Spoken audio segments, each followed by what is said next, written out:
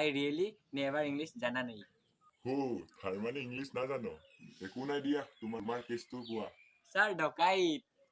ক'ত আমাৰ গাঁৱত স্যাৰ প্লিজ মোক কেছটোৰ পৰা বচাওক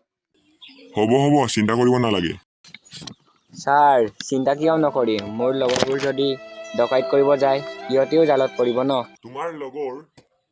তুমি ইহঁতক ফোন কৰি কোৱা আকৌ কৈছিলো নামানে এতিয়া তুমি নিজৰ কথাকে চিন্তা কৰা লগৰবিলাক বাদ দিয়া স্যাৰ তুমি কাৰ পৰা ডকাইত কৰিছিলা নগেনৰ পুতেক ঋতুৰ পৰা স্যাৰ কি হ'ল নাই একো হোৱা নাই আচ্ছা তুমি কেতিয়া ডকাইত কৰিছিলা 29 তাৰিখ 12 মাহ 1999 13 বছৰ আগৰ ঘটনা হয় স্যাৰ সিমান বছৰ ধৰি কেছটো চলি আছে নহয় স্যার হি বুলি পাছতে গম পালে নেকি স্যার কি ভুল বলাই আছিল একো হোৱা নাই স্যাৰ আপুনি কেছটো সলভ কৰিব পাৰিবনি পাৰিম কিয় নোৱাৰিম এনে উকিল হৈছে এইটো হয় বাৰু স্যাৰ ডকাইত কৰোতে তুমি অকলে আছিলা নে আৰু কোনোবা আছিলে স্যাৰ মই অকলে নাছিলো লগত আৰু 3 জন আছিলে পিছে পইচাটো মোৰ হাতেৰে লৈছিলে এইকাৰণে মোৰ ওপৰত কেছটো দিছে এইটো ক'ত স্যাৰ ডকাইত মই কৰিছিলো আপুনি কেনেকৈ সলভ কৰিব সলভ মই কৰিম তুমি নকৰা নহয় হলেও জানিব লাগিব ন স্যাৰ তুমি কোৱাচোন কিমান টকা ডকাইত কৰিছিলা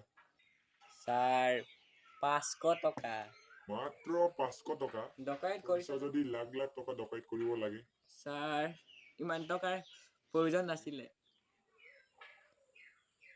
তুমি কিহৰ কাৰণে 500 টকাই ডকাইত কৰিছিলা স্যাৰ কাহিনীটো শুনক ঋতু আমাৰ লগৰ হয় আমি প্লেনিং কৰিছিলো যে 1 জানুৱাৰী তাৰিখে পাৰ্টি খাম সেইকাৰণে লগৰবোৰৰ পৰা 500 টকাকে কালেক্ট কৰিছিলো কিন্তু ঋতু যেন স্যাৰ কেনেকুৱা জানা মই কেনেকৈ জানিম ই বৰ কিপন এটকা এটাও খৰচ কৰিব মন নাই আৰু আমি যেতিয়া পাৰ্টি কৰিম বুলি কৈছিলো তেতিয়া যেন বৰ হজুহাত দেখুৱাই আছিলে সো আমি তাক নিজান ঠাইলৈ লৈ গৈ 500 টকা পকেটৰ পৰা লৈছিলো ইও পাৰ্টি খাইছিলে নে খালে স্যাৰ নহলে কিয় টানাত চোৰ দিছিলে